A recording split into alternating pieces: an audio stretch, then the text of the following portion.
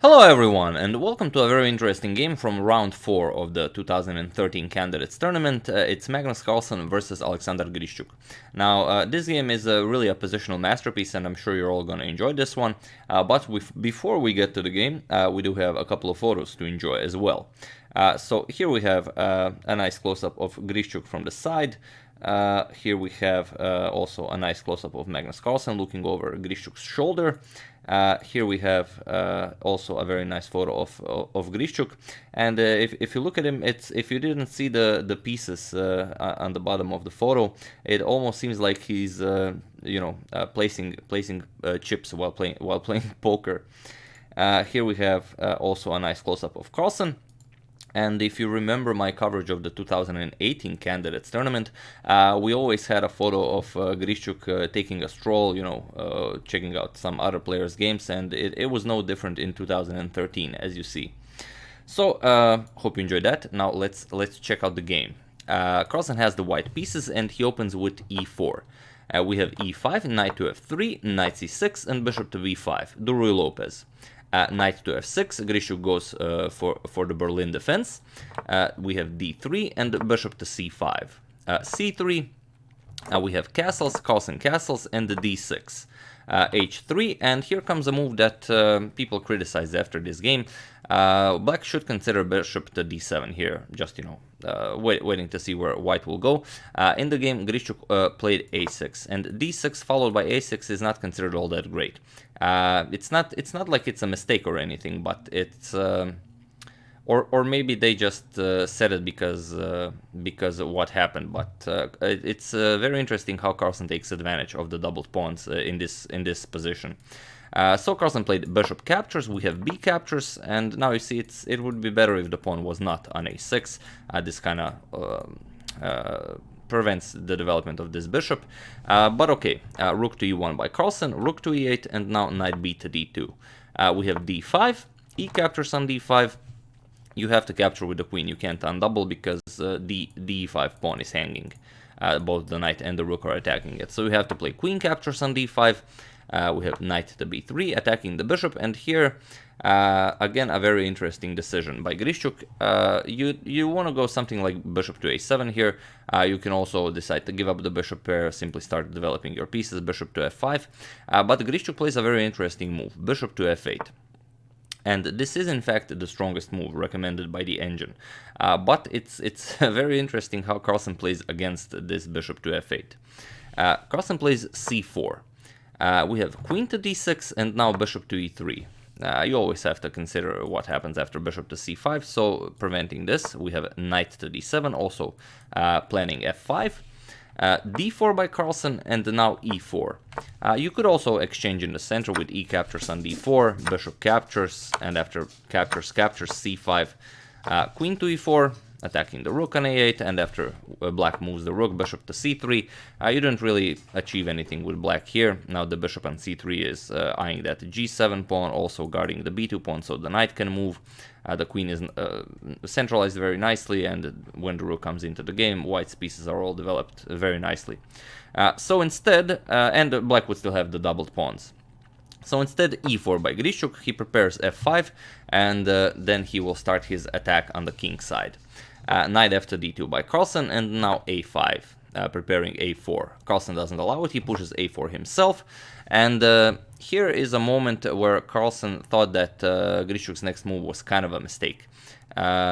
Queen to g6 would be an idea here. Queen to g6, knight to f6 would follow, then bishop can threaten all sorts of ideas. It would be an interesting move. But here Grischuk immediately went for f5. So definitely preparing f4. We have c5 by Carlsen, and this is the move where you really have to enjoy the position. So f4 is definitely a threat, trapping the bishop. But what do you do here as white? There are a lot of ideas here. But Carlsen plays a move that was considered to be completely anti-positional. He plays c5, and c5, what it does, of course, first it prevents black from pushing f4. You do have to react, your queen is under attack, but you also create a very nice square on d5 for black's knight. So why would you do this? The reason is now those doubled b pawns on the queen side are terrible, and they're they're fixed.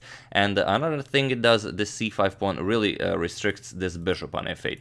So it's very nice. By playing this move, you do allow this knight to come to d5, but Carlsen realizes that this will be much less important than the useless bishop on f8. So queen to g6, and another move Carlsen doesn't really enjoy. Carlsen thought that queen to e6 was much better because you don't want to allow this knight to come to c4. But okay, queen to g6, now knight to c4 was played, knight comes to f6, and now bishop to f4. And here, okay, knight to d5, as Carlsen did push c5, he allowed this knight to come to d5. We have queen to d2, and now as you can see, the a5 pawn is attacked 3 times, by the queen and by both knights. So you have to decide what to do here.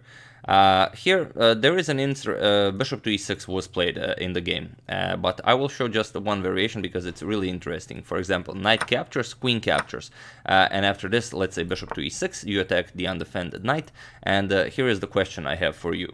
Feel free to pause the video here and try to figure out, only if you want. It's really a hard question, so if you're really up to it, then feel free to do it. Can you capture the a5 pawn, and if so, which knight captures the pawn? So it's a nice puzzle for you to analyze if you're really up to it, because it's really not easy.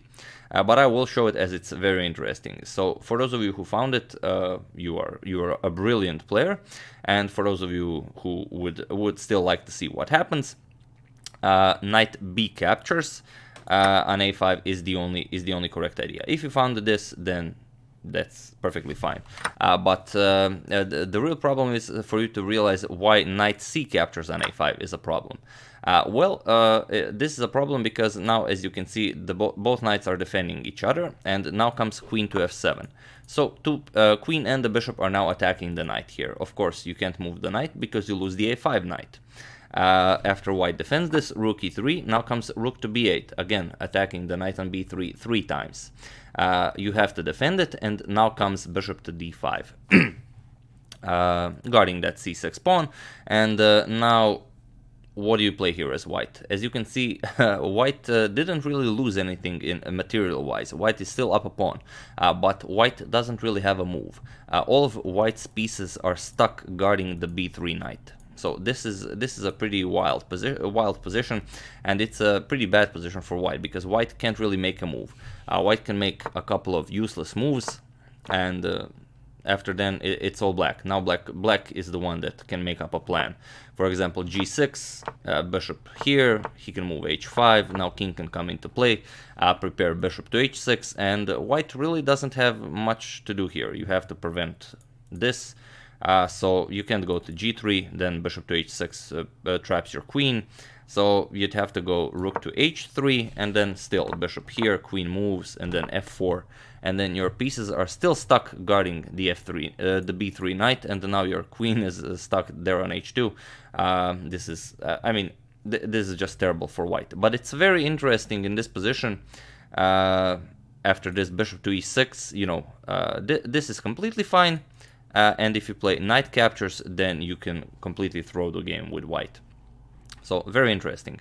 But okay, after queen to d2, Grischuk played bishop to e6, and it's very interesting. This is only move 21, and he only has 4 minutes on the clock. So, Grischuk is the World Blitz champion, but still, playing classical game with only 4 minutes on the clock on move 21, that's, certainly he ran into some heavy preparation, and he really had to figure out how to deal with this Carlsen's anti-positional c5 move. But now he still has to play 19 more moves to reach time control with only 4 minutes on the clock, and that's, without making any mistakes, that would be incredible. So here Carlsen plays knight b captures on a5, grabbing the pawn. We have rook to b8, and now knight to e5. Also a very interesting idea. Could Carlsen capture on c6? What happens here? Well, if he captures, knight captures on c6, then you get knight captures on f4. Queen captures and bishop captures on c4. Knight captures rook on b8, rook captures, and now queen captures pawn on c7. Rook captures pawn on b2, and here Carlsen, Grischuk would have 2 bishops for a rook, but Carlsen's position is still better. He has 3 passed pawns, and Black's attack doesn't really work. So that'd still be better for Carlsen, but he decided not to go into this. He played knight to e5. He attacked the queen. Queen to f6, and now bishop to h2. He doesn't allow the knight to capture the bishop on f4. Rook to a5, capturing the knight, and now queen captures on a5. Grischuk now sacrifices the exchange, so he can play rook captures on b2. So there are some threats to the position, of course.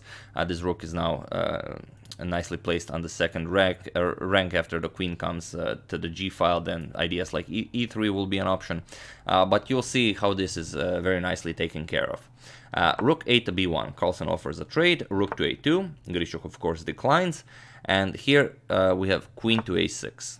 Again, Grischuk just sacrificed the exchange. Of course, you don't want to play something like knight captures on c6, grab a meaningless pawn, because now you would definitely give black counterplay via e3.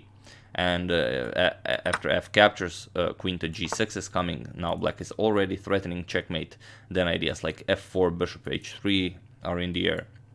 So you don't want to allow this for no reason. You're already up in material, no reason to grab more meaningless material. So Carlsen plays a6, queen a6, and it's interesting how queen to a6 is actually a beautiful defense against pawn to e3, and you'll see. Carlsen goes queen to a6, Grischuk does play e3, and now Carlsen does capture it. Pawn captures. We have queen to g5, now Grischuk threatens checkmate on g2, and now we have rook to e2. So very nice. Now queen from a6 is guarding the rook on e2. Knight captures on e3. Now again threatening the g2 pawn by the knight and the queen. And now knight to f3, first attacking the queen.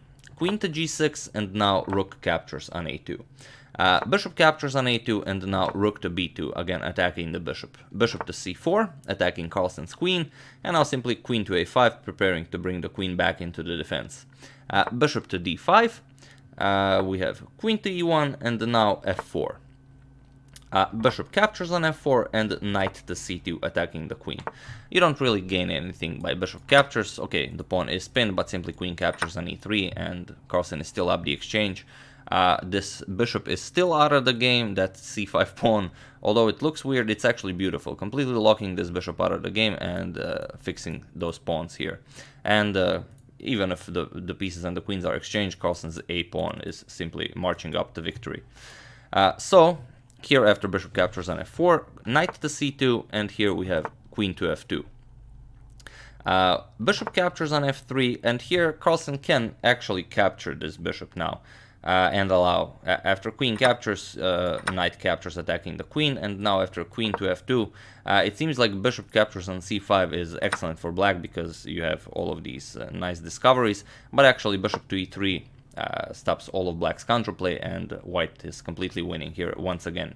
But after bishop captures on f3, Carlsen simply played rook captures on c2, and it was in this position that Alexander Grischuk resigned the game.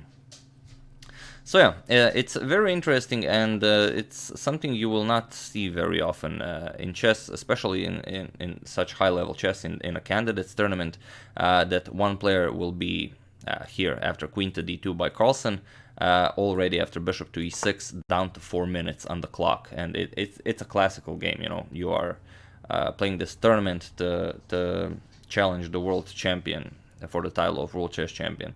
So, I mean, a very interesting game, as Grischuk's games are always extremely interesting, but that's some gambit. But okay, he did have to figure out a lot of great ideas to break even from the position. So yeah, that's the game. I do hope you enjoyed it. I do hope you enjoyed the photos, and tomorrow you will only get one video because I'm not in my hometown. I will be visiting Trogir for a short blitz tournament tomorrow. It will be a team event, so probably gonna just make one video and publish it tomorrow, so you can enjoy it. It will be another game from round 4 of the 2013 candidates. But yeah, I do hope you enjoyed this game. I do hope you enjoyed the photos as well. There is a lot of useful information in the description below, such as more photos from round 4 and a very nice article by Peter Dodgers from round 4. And yeah, as usual, you can check 2 of my previous videos here. Thank you all for watching, and of course, the oranges are all in the basket. Thank you all, and see you soon.